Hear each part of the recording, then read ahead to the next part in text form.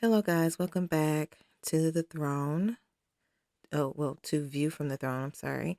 Um, to View from the Throne. Welcome back to View from the Throne. Um,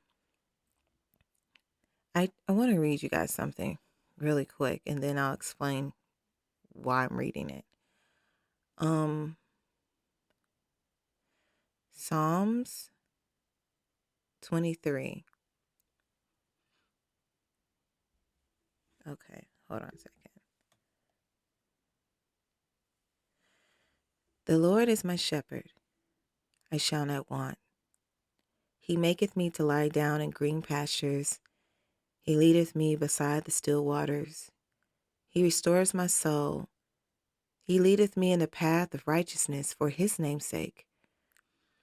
Yea, though I walk through the valley of the shadow of death, I will fear no evil. For thou art with me, thy rod and thy staff, they comfort me. Thou preparest a table before me in the presence of my enemies. Thou anointest my head with oil. My cup runneth over. Surely goodness and mercy shall follow me all the days of my life, and I will dwell in the house of the Lord forever. Okay, so the reason why I wanted to read that is because we usually apply this to life, like when it comes to things outside of us, or the workplace, or school, or relationships, or how we need to manage um, certain situations with other people, ridicule and humiliation. But what if this is not just for how to manage people on the outside, how to deal with those things that come at us on the outside, and how it makes us feel from without, and outside of us.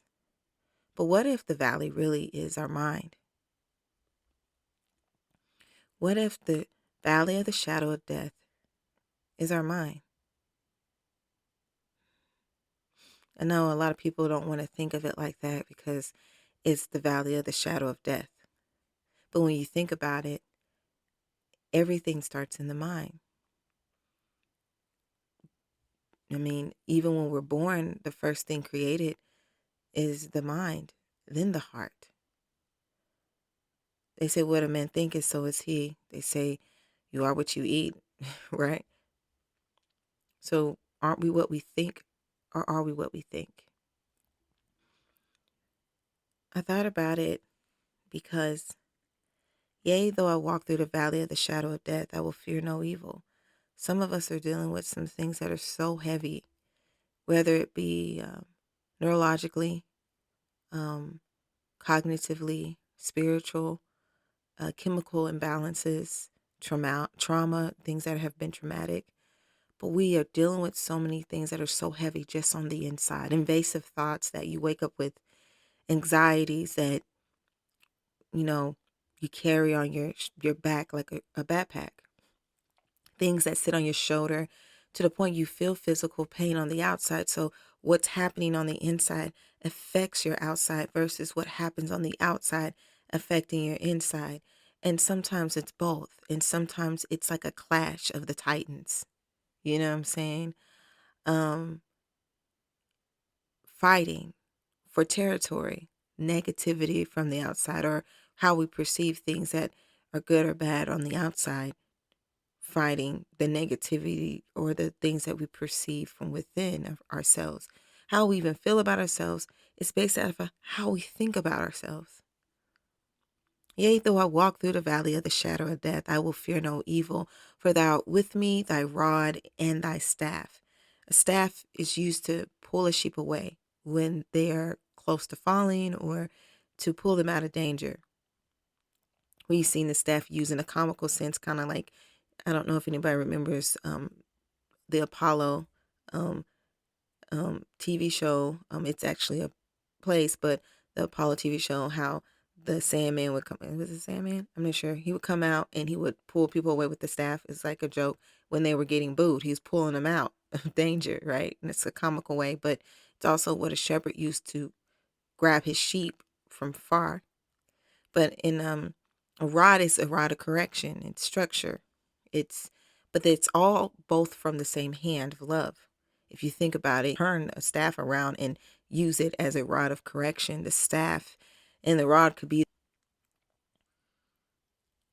you need both. You need to be taken out and delivered sometimes from danger, and sometimes you need to be corrected so that you don't put yourself in danger. But what if this is all still? Yea, though I walk through the valley of the shadow of death, I will fear no evil. How many of us fear being by our own thoughts? It scares us because we don't want to do something. Thoughts are so scary because there's no one in your head with you. But God says He is like a brother. He is like a friend that sticks closer than a brother. I have to look up exactly which scripture that is. But that means He can live with you on the inside. This is Him showing up within, Him being the shepherd of your mind. Let me explain how that's possible. So we all know the story of Jesus. At least we think we know, right?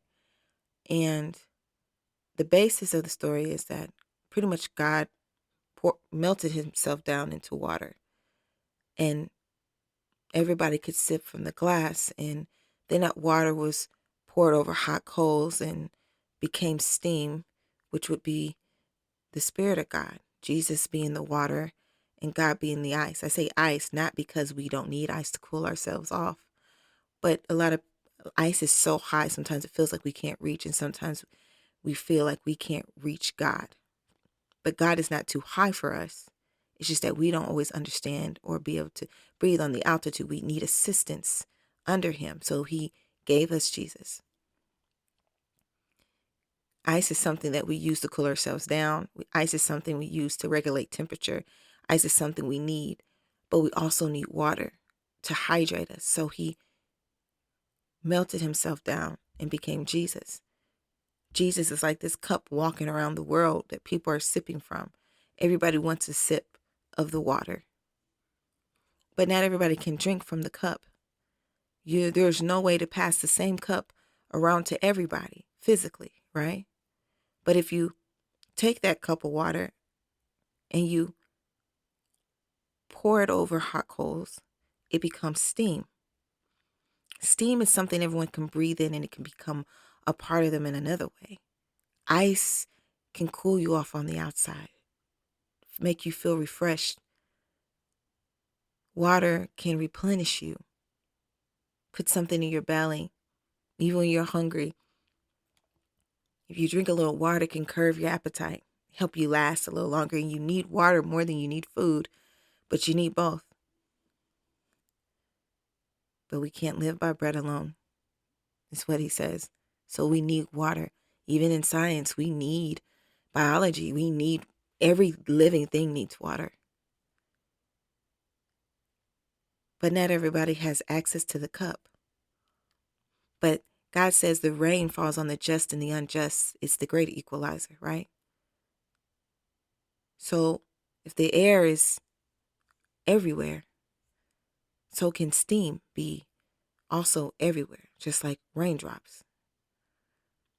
So if I pour a glass of water over hot coals, it turns into steam.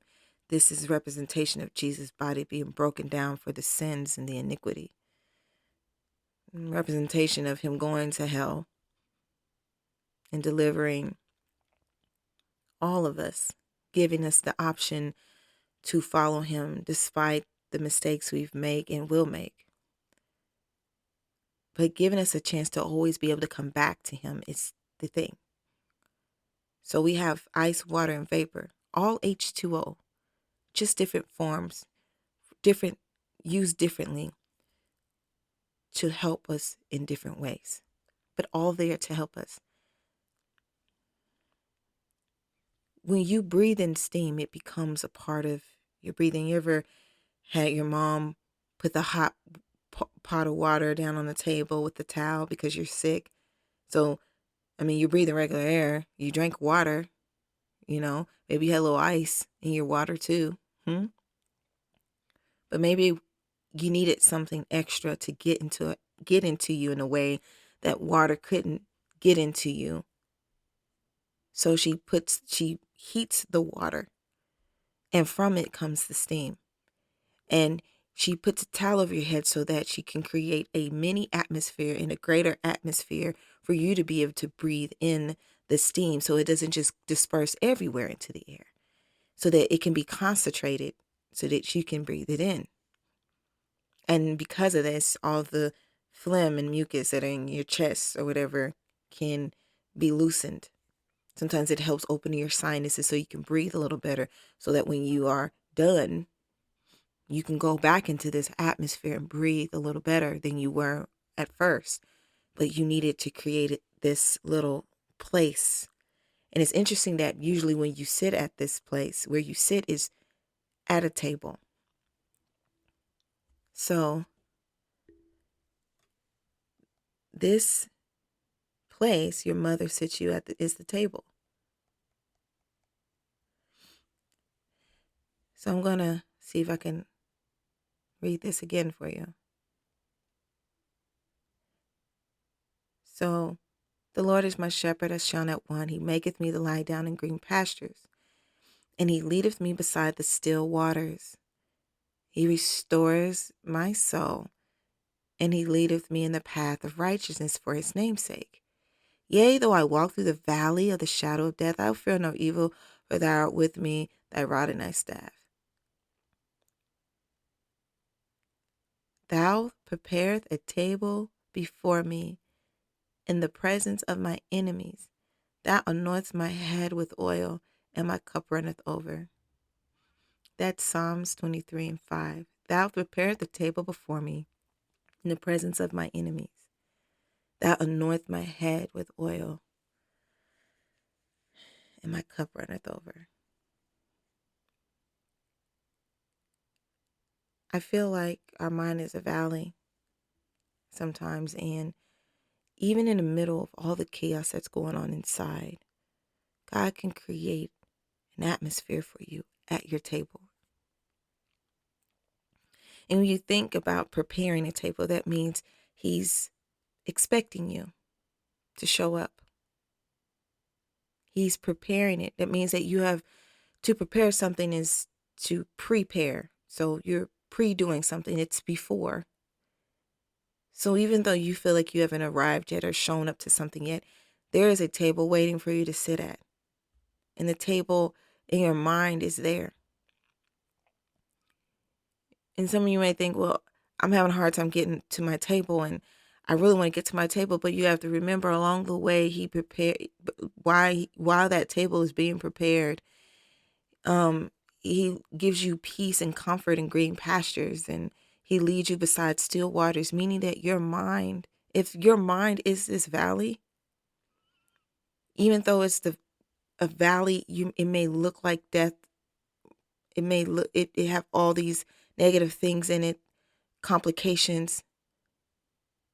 He's letting you know that there are places in you that are still waters, that your mind is still has the ability to be fruitful and calm. This world we live in on the outside is made up of light and shadows. It is made up of imperfect light, which it creates shadows. We know that perfect light casts out all darkness, but we live in an imperfect world where shadows represent that there is nothing perfect here. But if we are in this world, then it makes sense that in our minds reflect that. And to a sense, when it comes to being imperfect, made up of light and shadow, meaning we can be negative and we can be positive, we can be broken and we can be whole, we can be okay and not okay, we can feel blessed and cursed all at the same time. And because of this fall from Adam, knowledge entered in, and it gave us this dimension of light and shadow inside. The way he convinced Eve was in her mind. Everything starts with the mind, whether it be naturally, physically, or spiritually. But if you read this as if he is talking about the mind, I'm going to read the full thing again. I know I've read it a few times, but now when I read it, I want you to try to picture all these elements, but your mind being this place. This is your mind. What if this is your mind and this is what it looks like? So I'm going to read it again in its entirety. Psalms 23. Okay. The Lord is my shepherd. I shall not want. He maketh me to lie down in green pastures. He leads me beside the still waters. He restores my soul. He leadeth me in the path of righteousness for his name's sake. Yea, though I walk through the valley of the shadow of death, I will fear no evil. For thou art with me. Thy rod and thy staff, they comfort me. Thou preparest a table before me in the presence of my enemies. Thou anointest my head with oil, my cup runneth over. Surely goodness and mercy shall follow me all the days of my life, and I will dwell in the house of the Lord forever. I just saw this beautiful landscape of lakes and ponds and mountains and trees. I saw on the outskirts enemies peering in, wanting to take you over, take us over. But I also saw this table in the middle of this big valley. And I saw like God waiting on us, like a waiter with the napkin over his arm, so that when he pours the wine, it doesn't drip on the table or mess up anything.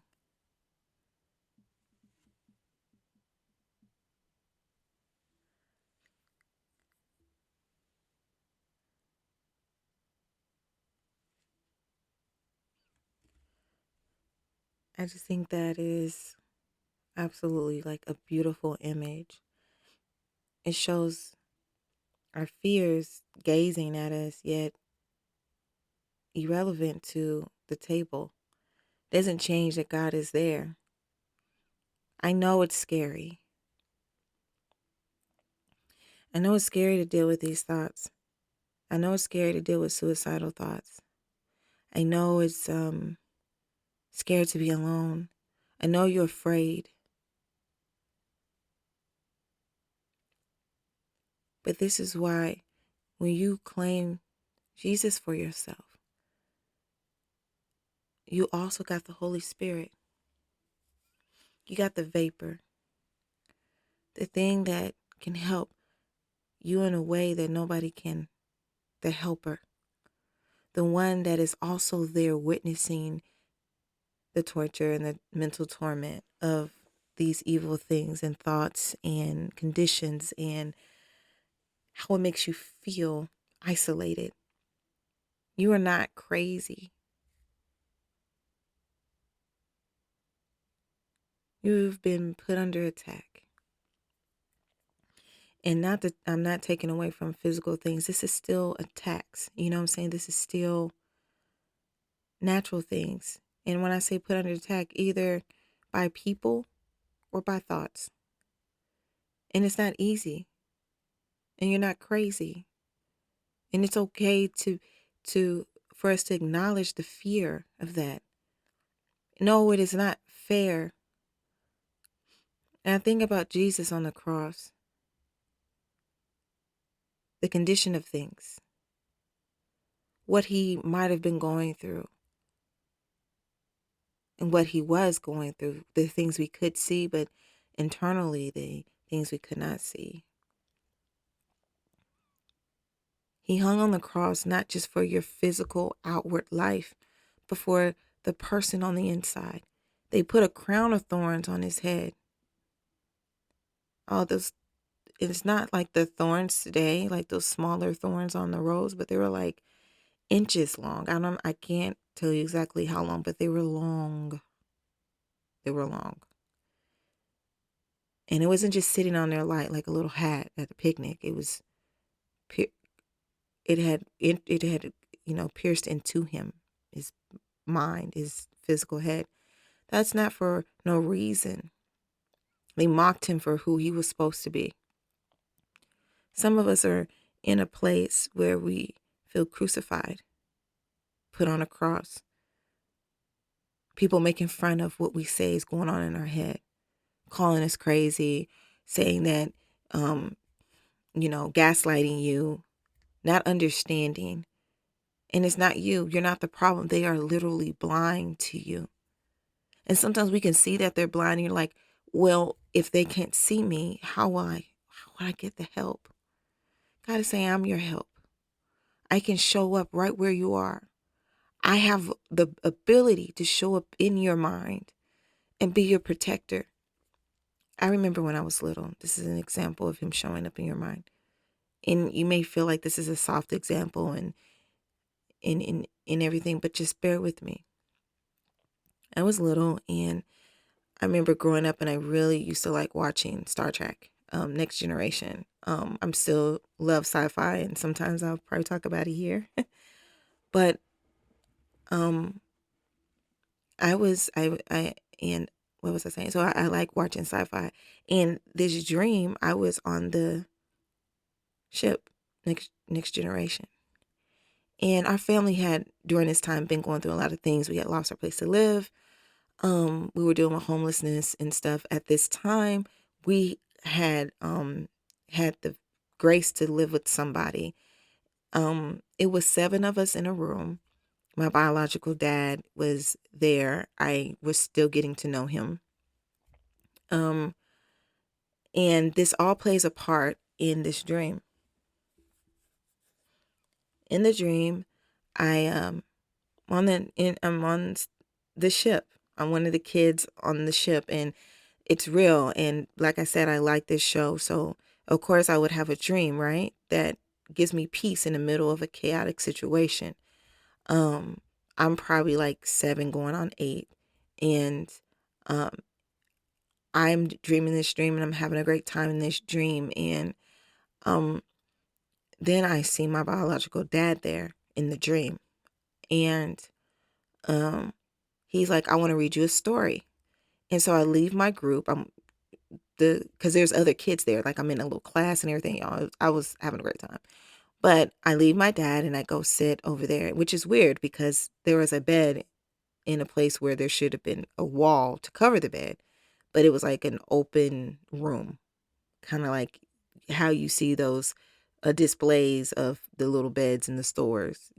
There's a hallway with, you're walking past them, and that's how that was set up. And there should have been a wall there, but there wasn't. So I just went and sat there. So it was just kind of open. Everybody could see. And I sat there and he's reading me this story. And towards the end of the story, before I get to that, he's reading me a story, which is something I used to do with my aunt. And at this, like a year before my aunt actually passed. And I used to sit with her close to the bed, either in the chair or on the bed, and we would read stories. So this looks like a safe space because this is what I used to do with my aunt. And I'm doing this in the dream. I'm in my Star Trek Next Generation. I'm one of the kids on the ship. I leave my class. My dad, he's like, I want to read this story to you. I'm like, okay. So he's trying to be kind and nice to me. And he's doing it in a place where I feel like, okay, it's safe because this is where I did this with my aunt. And as we're reading the story at the end, when he turns the page and he puts his hand there, and we're reading the last of the story, his hand looks different than it looked any other time. It looked crazy, guys, okay? And I knew as soon as I looked up, I was going to get attacked because obviously this wasn't my dad, right? And You kind of like had the Freddy Krueger, Edward Scissorhands looking fingers. You know what I'm saying? It was like a mixture, child. But either way it goes, it was creepy. So I look up and I knew I just start running, right? Like, no. It's like it was waiting for me to look up, and I was like, I'm just gonna look at the hand for a little bit and try to think about what I need to do because, and I remember looking up and I can't explain to you what it looked like. It was just no, but it wasn't good. Okay. And I start running and in the dream, I think it's like everybody sees me running. They're not like, I guess they're alarmed too, like everybody's alarmed, but this is me. This is my imagination alarmed. Like, oh, she needs help, blah, blah, blah, and I get backed into a wall. And I knew if I got pushed out into space, because I could fall through the wall. I don't know why I could fall through the wall, but I was trying not to be pushed out in space because I couldn't breathe in space. I knew that much. I was like, I'm gonna da da da, right? And then I realized I'm dreaming. I could just wake up, and I couldn't wake up, and I was like, oh my gosh! And the monster thingy is like getting closer to me, and I'm like, oh my God, how do I get out of this dream? I'm stuck. And at this point on the outside of me, I can hear my family members like trying to like get to me and wake me up. I mean, they're shaking me.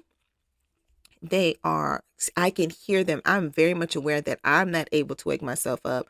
And I'm screaming and yelling, and I'm trying to wake myself up. I could feel the bed. I could feel my pillow. I'm not able to open up my eyes, guys. When I say it was freaky, because it's like, how can I not open my eyes? I'm clearly aware that I am asleep and I can hear everybody. And now I'm wondering, am I still sleep? Because I can decipher voices. Like, that's my mom. That's the other lady that lives here. This her husband.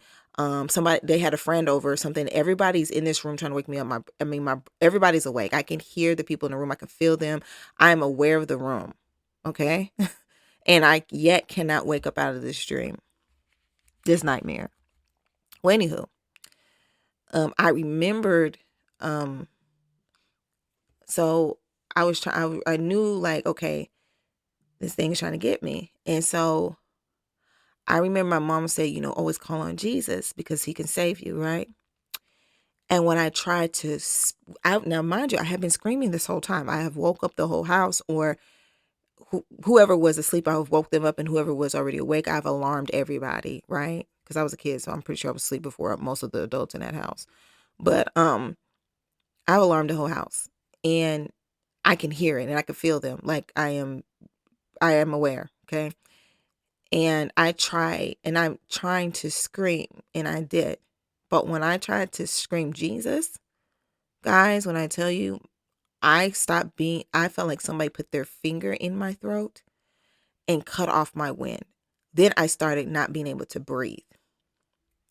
And kid you not, I couldn't breathe. Like I couldn't breathe. I couldn't breathe. And they were trying to wake me up. They didn't like, and it was interesting because everybody knew how to pray. Like, I'm pretty sure they was like, Lord Jesus. I know there was a lot going on, but I still could not wake up.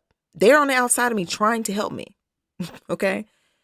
And I still couldn't wake up. They're on the outside praying for me, I'm sure. But I still couldn't, I couldn't wake up. And this is what's going on in my mind right here, right? It was a very powerful thing, right? Then I couldn't breathe. And it felt like a finger in my throat. Okay. But then I remembered something my mom also told me. She said, the Lord knows your thoughts. The Lord knows your thoughts. And my mom's a very quiet person. She wasn't always comfortable praying out loud or things like that. She's very internal when it comes to God. And she told me this. He knows your thoughts. You can talk to him in your mind and he'll know it. And this also applies to the prayer that only God can hear, that Hannah prayed, right? But at this time, all I'm going by is what my mom said, right? And I just start thinking about Jesus coming to save me. I said, Jesus, help me. And even though that monster thing was close to me and most definitely was trying to kill me, I felt like in real life and in the dream, child, at this point. Fear was very heavy. It was very real. I just kept thinking about Jesus coming to save me. And then this image in my mind came with this soldier on a white horse. It was Jesus riding through space with three other people, which were angels, on three other white horses. He was leading them. And he came to the ship, like in the dream. And I just saw him pull his sword, and it's just like white light.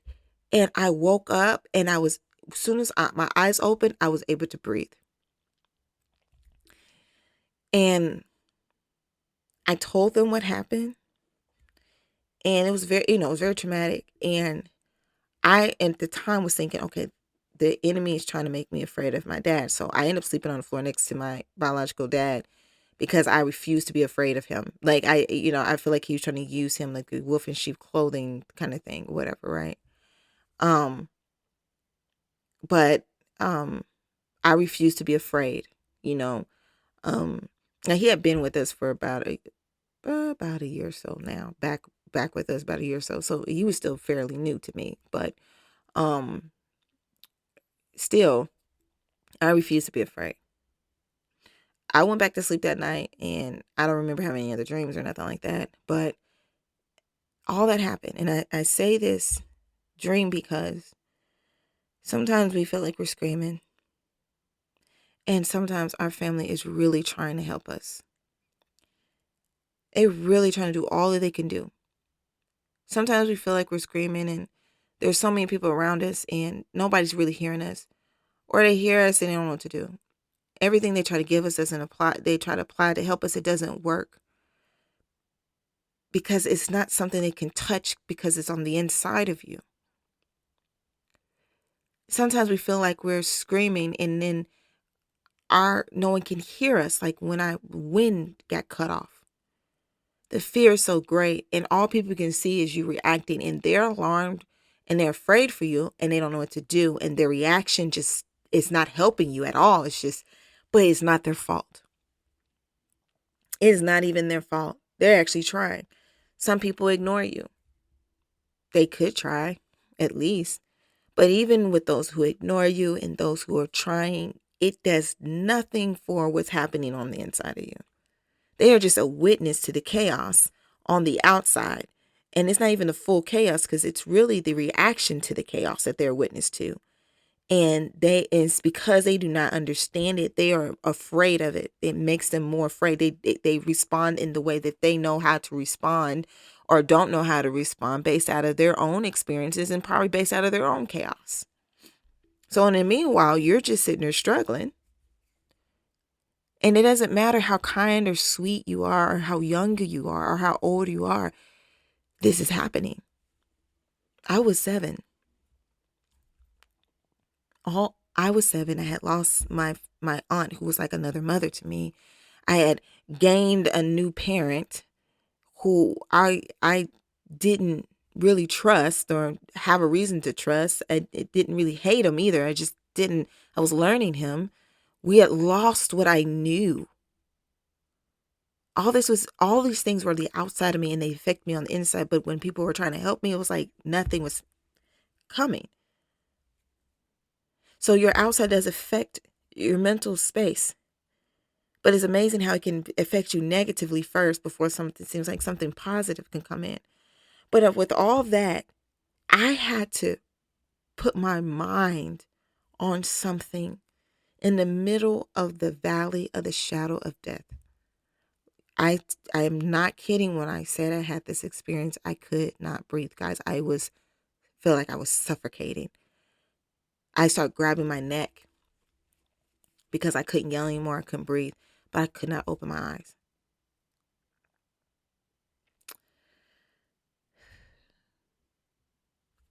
Some of y'all live like this every day.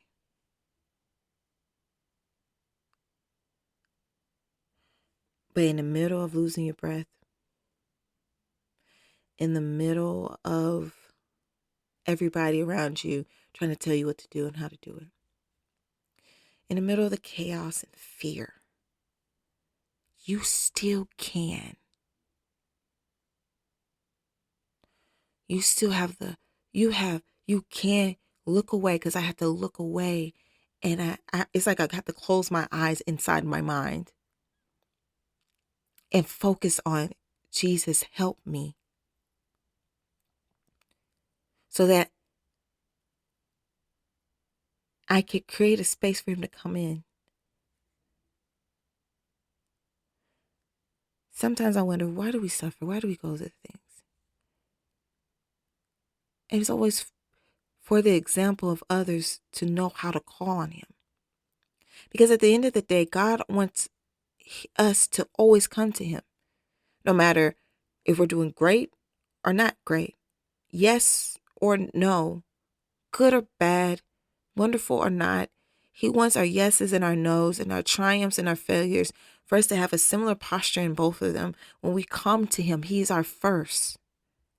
And I think this was, even though this was an attack on me, spiritually, naturally, whatever, it was a buildup, it was a planned attack. God used it for my good, because he also told me during all this that I went through, I still learned from my mother to think on him. It is my mindset. I was in the middle of going through this thing, but my mind, I still had the choice in the chaos while it was happening to think on God's goodness. I had decided to do that. It was a decision. There was nothing else I could do. There was nothing no one else could do. But when I put my mind on him, I was able to wake up and breathe. I was able to be comforted by those. I was able to articulate what was going on as much as I could as a kid.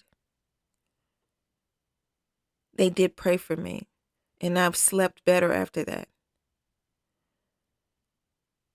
It's not that their prayers didn't matter or work. It was that I needed to know that for me to be successful despite the attacks, despite what comes against me, I need to put my mind on him.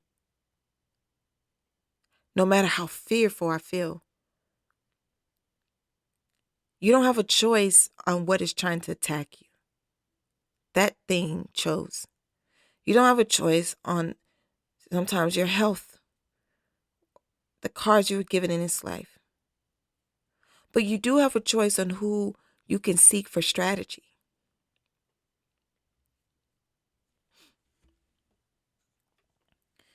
One of my favorite scriptures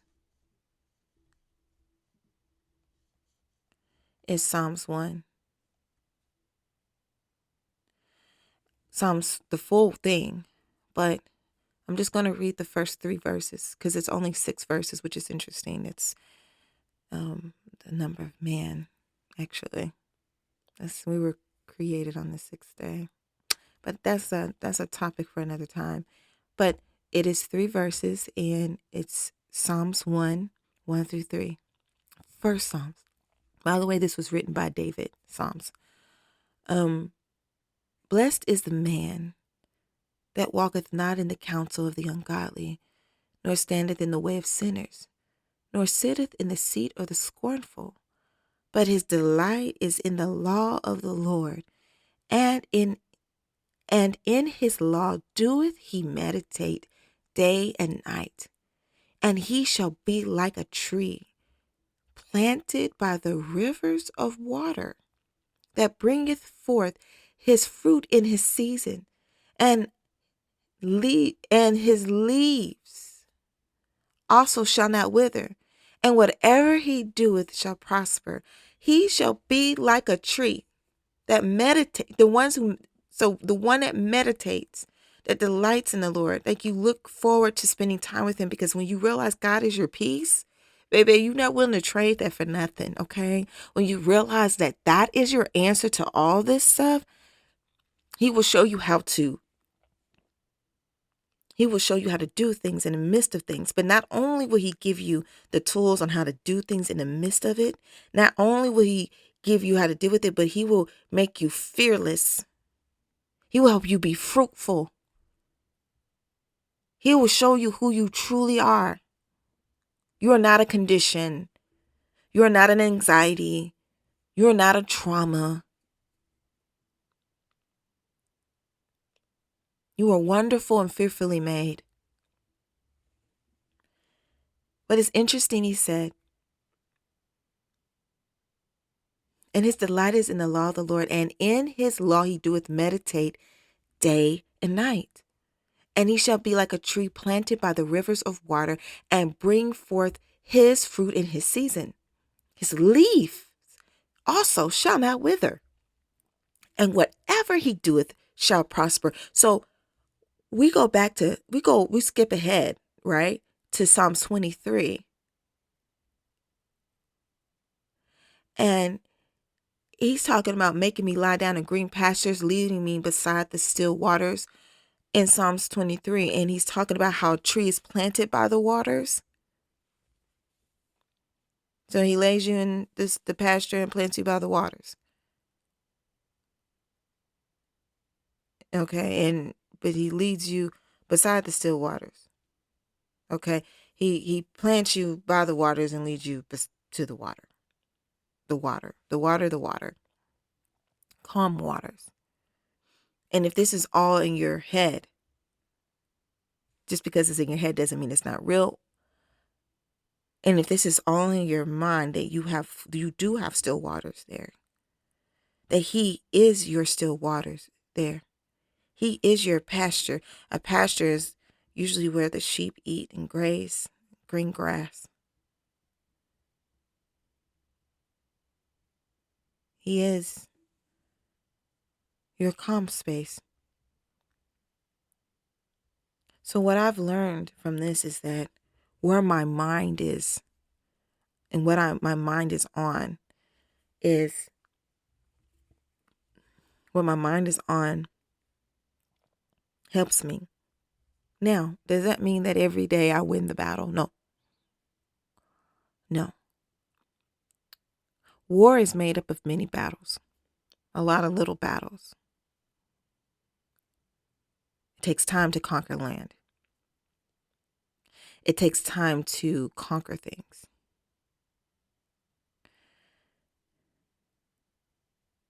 But you are not a lender nor a borrower. You are here to, God has given us dominion over this world, but he has given us authority to speak death and life.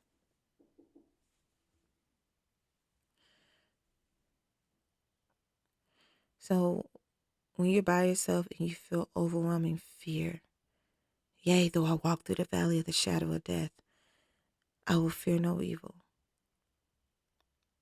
When you feel restless, he maketh me lie down in green pastures. When you feel like you have no peace, he leadeth me beside the still waters. When you feel like you will never get out of this and you feel drained, he restoreth my soul and leadeth me in the path of righteousness for his name's sake.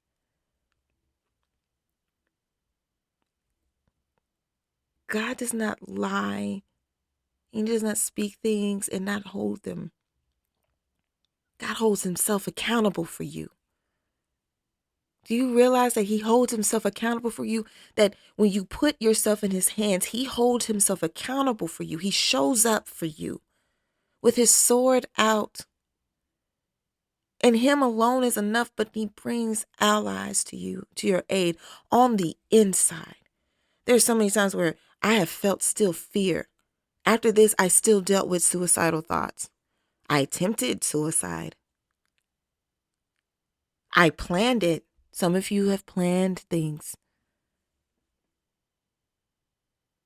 You are not alone on the inside. God is with you. He feels what you feel. You were on his mind the day he was on the cross. You're on his mind the day of creation. He already knew, but he always wanted to give you the option. No matter if you fall or stumble, to choose him. He does not want to force himself. See, fear bullies and forces. God does not force, but God does stand up. He will be your guard. He will be your shield. He will stand up for you. He will. He will stand up for you. People attack. People hurt. But what people do is influenced by negative things in the enemy. That same stuff that you deal with, there's somebody else dealing with it. God can be your ally in your mind.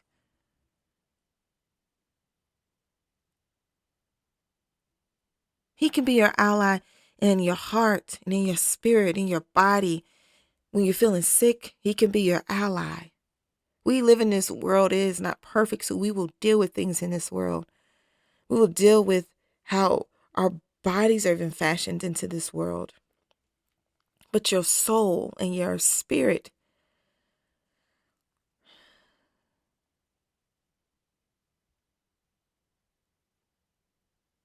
can be put on him, and it affects the way you deal with things in this world. Your body can respond to where your mind is. It does not mean you're not going to deal with things. It just means you have a weapon. You will have good days and bad days. That's the thing.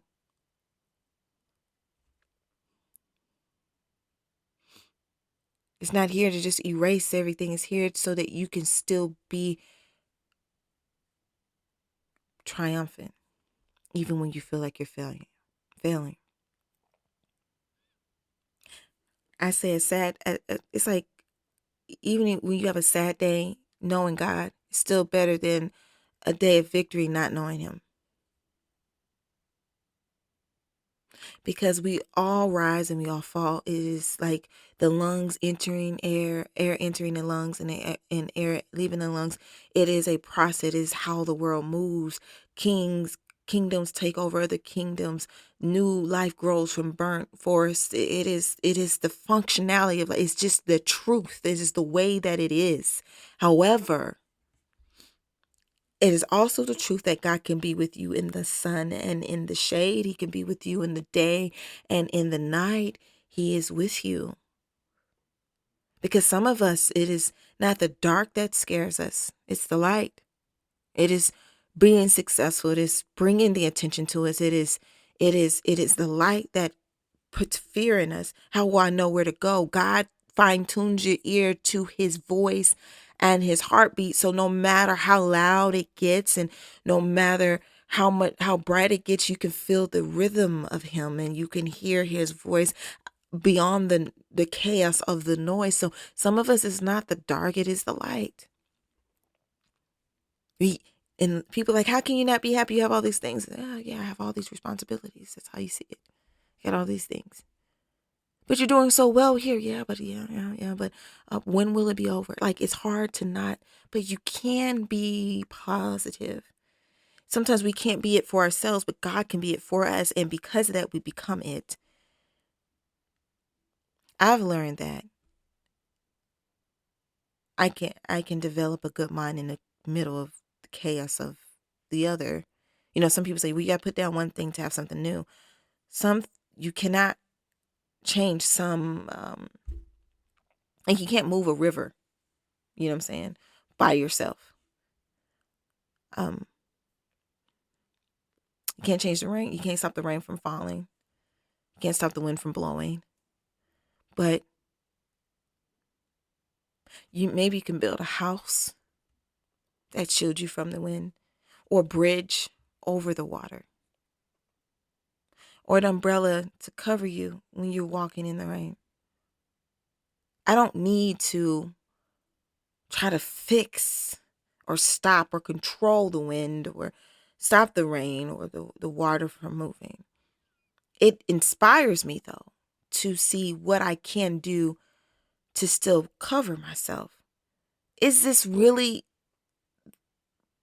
my demise, or is this an opportunity to create something for myself and then for so many others. This is an opportunity to create a space because of a need. Without needs, we don't know we need God. But without needs, we don't know we don't also have as much purpose as we think. We think our purpose should be easy. No, life is not supposed to be easy. The difficulties that help us to create solutions to issues, not necessarily always take those away, but create solutions to issues. And sometimes when we can create those solutions, it can provide an income. Yeah, I know I'm talking about the mind, but do you realize that your issue, you may have a bridge for, or a house, or an umbrella for, which is somebody else's issue who doesn't know to think of or feel overwhelmed, but you provide that solution for them. They learn how to operate so that they can think and focus on their gifts that can help somebody else. You are here for a reason. The chaos and the pain and the frustration that you deal with is not for nothing. There's an empire on the other side of it. Your limits, there's things that are limitless that are attached to your limits. God can make you limitless and use your limits to make you limitless. Meaning he can use the things that cause you pain to create things that bring you greatness in a lineage. And lineage is not just for those who have kids. It's for those who God uses to touch the inside of the mind, the hearts of people, and the spirit of people. It's the ones that God uses to help create solutions. Some people have a legacy of not good things. Evil begots evil, hurt begots hurt, but love begots love. Hope begots hope. Where there is evil, there is light. Where there is light, there is also evil is waiting. But it is the truth. So every time something negative comes to you, like, but the truth of that is, well, you can't do this. Well, actually, I can. I may not need to do it that way because the way I'm about to do this is going to revolutionize something. The way I'm dealing with how I deal with things in my mind is going to give some answers. I don't need to be a doctor. I need to have the experience of something sometimes. Sometimes it is the one who has the experience of the pain, which brings the real solution to the problem.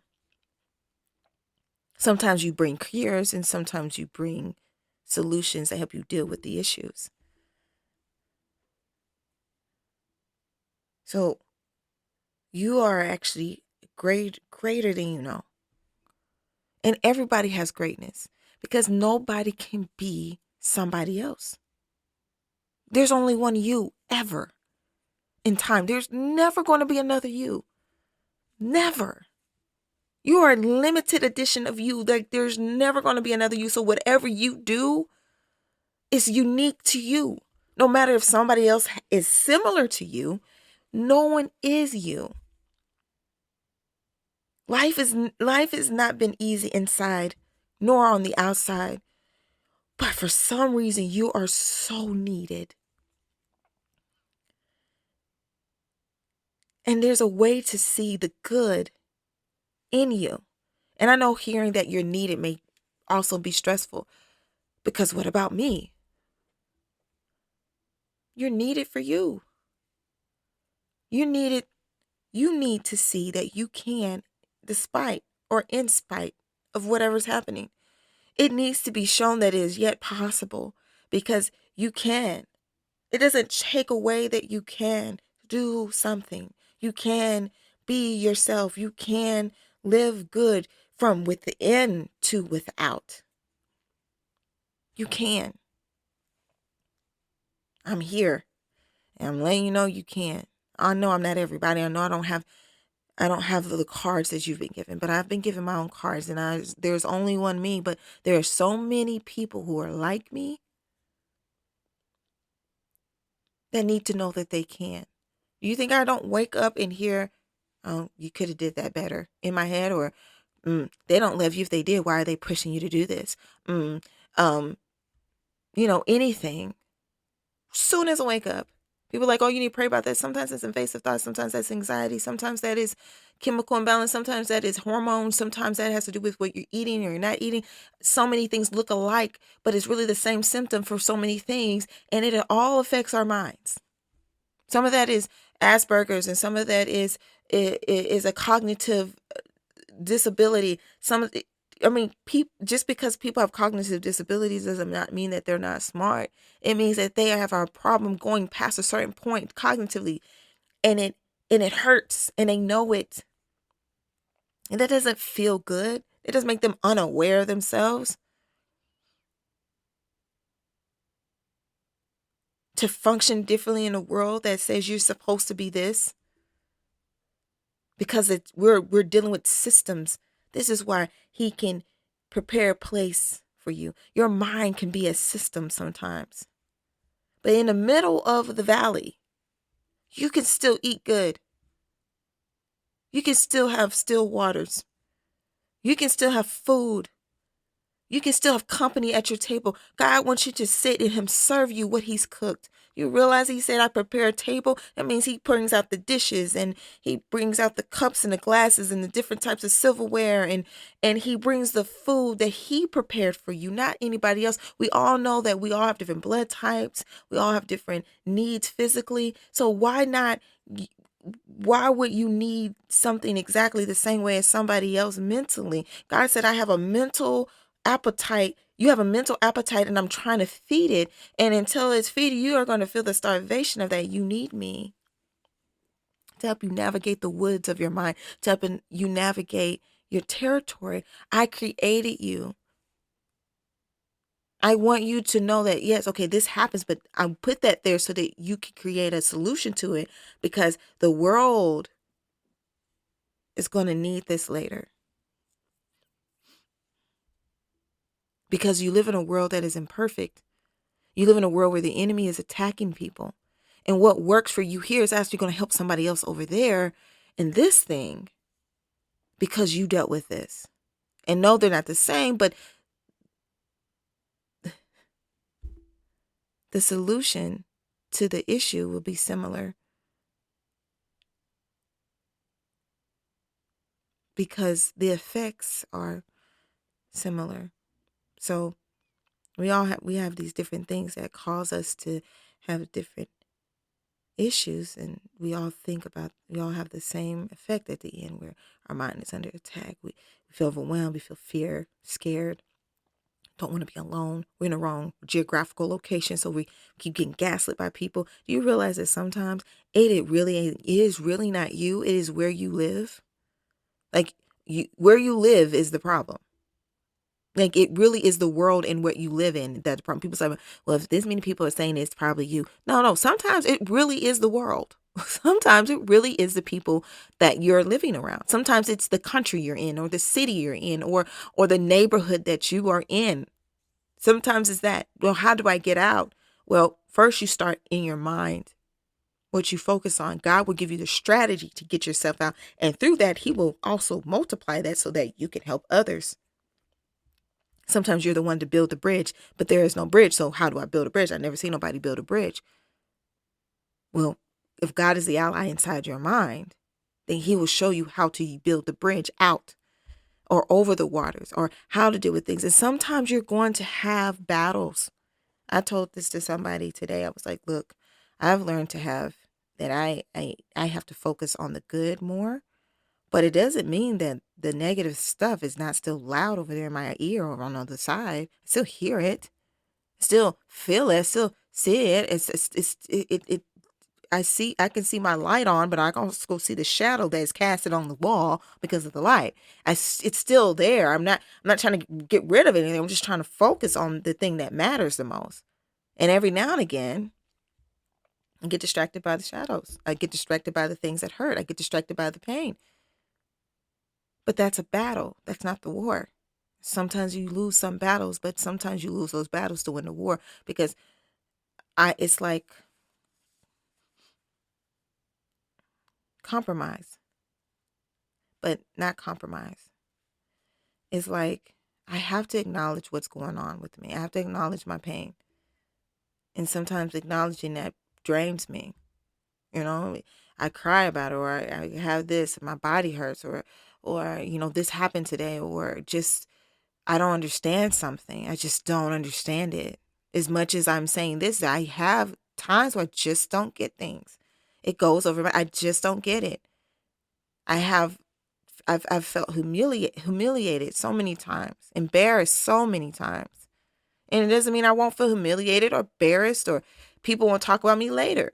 People will disagree with me. They will say the things that they say, but there will be so many people that also agree. And also will love on me. But even if I didn't have that, I have God on the inside of me, not just in my heart, but in my mind. And my creativity is there. He helps me. So I have to acknowledge my pain. I have to acknowledge when it comes. Sometimes I don't even acknowledge as my pain. I acknowledge it as pain. I'm dealing with pain today. I'm dealing with this thought today, but it's not mine. For me, I don't keep it for myself. I give it back to God. Some days I'm tired. But guess what? That may be a day I just need to rest anyway. Maybe I've been doing too much. Maybe I haven't given myself time to deal with something. So now my mind is acting up. I'm tired. I need to chill. Okay? That's okay. Some people are like, but I have days where I'm like this. Probably because you're in a place where you're constantly triggered. So that's why you start with the little things. They matter. Don't let anybody or anything inside of you tell you that little things don't matter. If they didn't, there would be no purpose for seeds. Those little things matter. Start with a little thing. Your thoughts are going to tell you, oh, reading that ain't going to help you.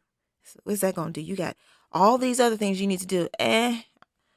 So if it ain't going to really make a difference, why are you coming at me and telling me it is a problem? Then I should be able to read this in peace, right? Okay, then I'm going to read it because it ain't going to make no difference, right? When people say things like that, or in your thought, those spiritual things come at you, no. Obviously, it's going to make a difference because I'm going to feed this mind more. And I'm going to starve the issue. I'm going to acknowledge it by starving it. Anytime you tell me a lie, I'm going to look at where it must be the truth. Oh, well, you can't do this. It must mean I can't. Well, you're wasting time. Must mean I'm right on time. I refuse to let the lie have precedent when God is who I believe in. But even when you lose the battle, you still win in the war. The big picture. So don't be deceived by how bad you may fall in a battle and think you lost the war. You're still in the fight. And sometimes God will fight those battles for you, and sometimes he will stand up and tell you, no, draw your sword so you can understand that you're strong. There is a ecosystem in your mind, and you're learning how to navigate it. I heard somebody say, don't be mad at the mud that's there when it's only evidence of the rain. Rain is not always a bad thing. We need rain for crops and food, and for ourselves to drink. We need water. Sometimes all we can see is that it's muddy outside today.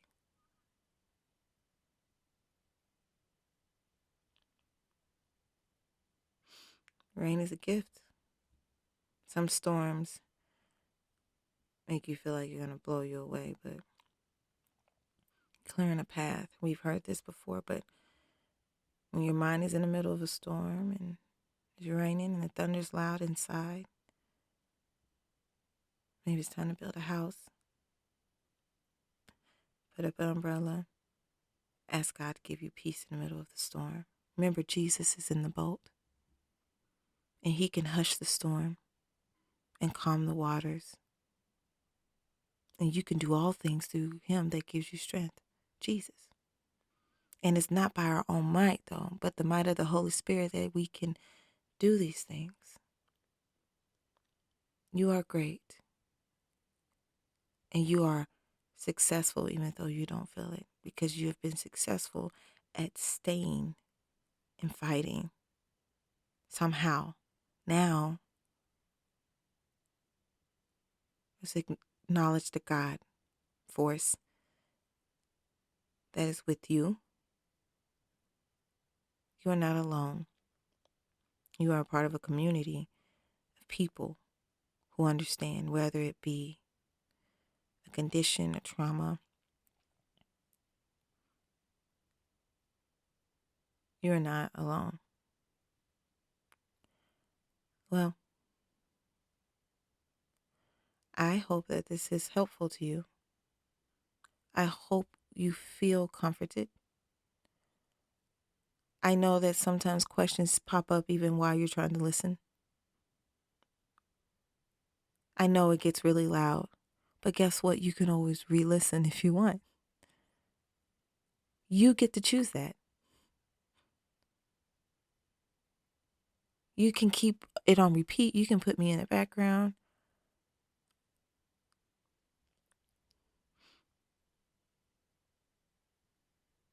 I'm going to sing a song really quick, and then I'm going to go.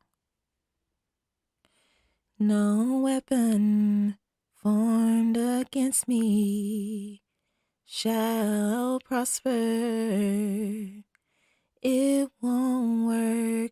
No weapon formed against me shall prosper. No, it won't work. God will do what he said he will do. He will stand by his word. He will come through. Yes. So that is it. And for those who are listening who not really, I don't know, a spiritual or religious or whatever, doesn't mean that you're not God's. You don't have to be super spiritual or religious. You can be practical or scientific, or you can be a bookworm. God uses all those things. He uses all those things. God is not divided. Okay? He is in everything. Okay? You don't have to be all of that to be God made and God created and a gift to this world by God. Like, you are still his unique artwork. His signature is signed at the bottom of your page. You're a masterpiece. Nevertheless, you do not need to be everybody else to be great or to be meaningful or to love God or to be loved by God. You matter. He made you the way he made you on purpose, intentionally. You on the inside. Your creativity, your ideas, your laughter. He uniquely put that together. He did. You may not need to be connected in the same way. You may connect to him through words or paintings or pictures or dance or comedy. God is still there. And when people act like he's not, they really don't understand that God is not something bottled up. And God has to work on all of our understanding because we all have our idea of him. But the truth is, he's everywhere. You lack nothing when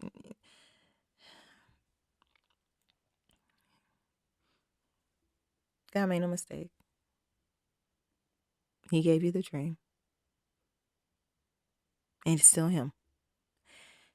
They were blind to Jesus. Some people just blind, baby. They just blind. It's not your fault. But go on and keep living, okay? Go on, keep living. Go on, keep doing. Go on, keep living. It's your life. Your one life, your one time and opportunity to be in time. Took centuries for you to show up. took centuries for you to get here. It took time for you to show up in time. Let nobody tell you not enough, whether it be no work, spiritual, natural, whatever. It took time for you to be here. You are wanted. You are something that was hoped for. You are your own reflection of his face. You reflect a part of him nobody else can. You are beautiful. And when we look at you, we get to learn more about him by watching you. You don't need to be overly spiritual or overly holy, air quotes, or religious. That's not no guarantee that anybody's good.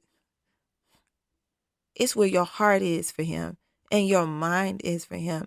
And regardless of what goes on in your mind, sometimes in the chaos, your heart for him, that's what he's looking at.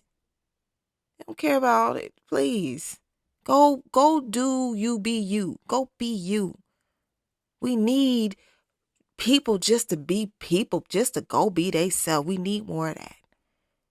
This is how we look at the face of God every day, is by people showing up in this world as them. And I'm sorry that people ain't supported you. But let me tell you, you go do you. Okay? I support and love those who I can. And I'm grateful for those who love me. Love is an action word. And I'm on here because this is one of the ways I love. I love God. And I really have a desire for people to understand and know that love is real. I'm not perfect. I ain't going to be, and I ain't trying to be. Okay? But this is my love language for the world. But first for God. This is one of the ways that I love. So me showing up is for God, for my family, for myself, but it's also for those who I don't know may need to hear me. Not because I'm just wonderful, but because we all need to hear somebody. I need to hear somebody.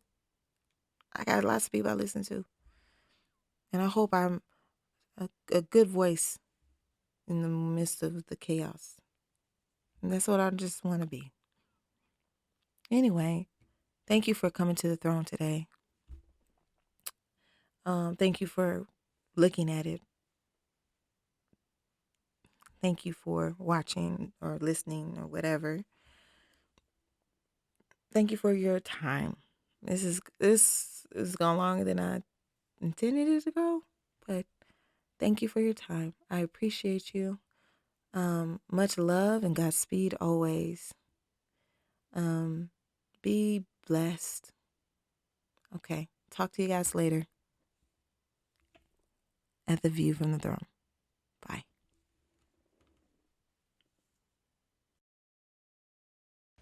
Hey guys, before I forget, don't forget to like, share, and subscribe. And also hit the notification bell so you don't miss anything. And if you're interested in seeing anything else that I do, you can go in my description and hit my link tree and follow any page from there. Thanks again. I'll talk to you guys later. Bye.